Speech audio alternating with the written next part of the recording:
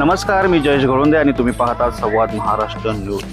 आषाढी एकादशीच्या पवित्र पर्वानिमित्त वाडा तालुक्यातील अनेक भाविक वारकरी पंढरपूर येथे विठ्ठल रुक्मिणीच्या दर्शनासाठी दाखल झाले.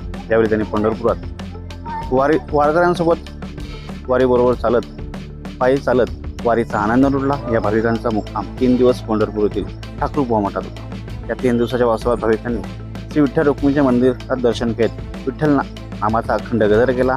विठ्ठल विठ्ठल या जयघोषाने संपूर्ण परिसर भक्ती.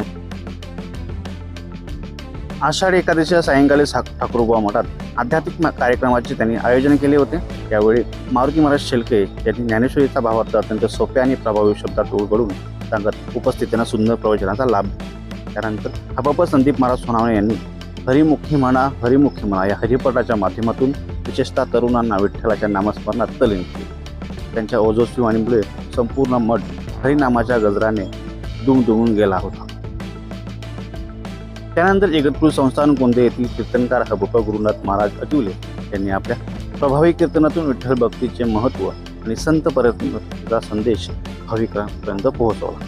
त्यांच्या कीर्तनाला मृदुंगाचार्य भरत महाराज पाटील यांनी साथ दिली. या कार्यक्रमाला वाडा तालुक्यातील अनेक वारकरी, तरुण आणि भाविक मोठ्या संख्येने उपस्थित होते. सर्वांनी हरिनामाचा अखंड गजर करत विठ्ठल स्वतःला समर्पित केले. पदाचा अर्थ काय? शुद्ध म्हणजे काय? शुद्ध म्हणजे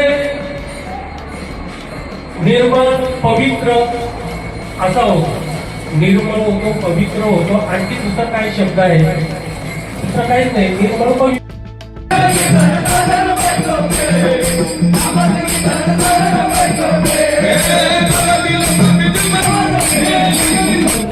पाया तुम्हाला जगद्गुरु तुकोबांनी तुमच्या आमच्यासारख्या पाया पडावं. आपली पात्रता वाढली म्हणून, आपली पात्रता वाढली म्हणून, आपली लायकी वाढली म्हणून असं नाही. तर आपल्यामध्ये जर परिवर्तन जर घडत असेल, समाजामध्ये परिवर्तन जर घडत असेल, तर संतांची कोणत्याही स्थितीला जाण्याची तयारी असते. बरं का महाराज म्हणतात, तुमच्यामध्ये जर परिवर्तन घडत जर असेल ना, तुम्ही जर नामचिंतन करत जर असेल ना, तर मी तुमचे पाया देखील. आपल्यामध्ये बदल जर घडत असेल तर साधू संतांची तुमच्या आमच्या पायात देखील लागण्यात तयार आहे. बघा घरामध्ये देखील एखादा मुलगा ज्यावेळेस ऐकायलाच तयार नाही, ऐकतच नाही, तो बाप म्हणतो, अरे बाबा तू माझं ऐकत नाही, तुझ्या मी पाया पडू का आता? याचा अर्थ काय? तो काय बापापेक्षा मोठा झाला असं नाही. तर त्याच्यामध्ये काहीतरी बदल घडतो. या करता तो म्हणतात की पाया पडू.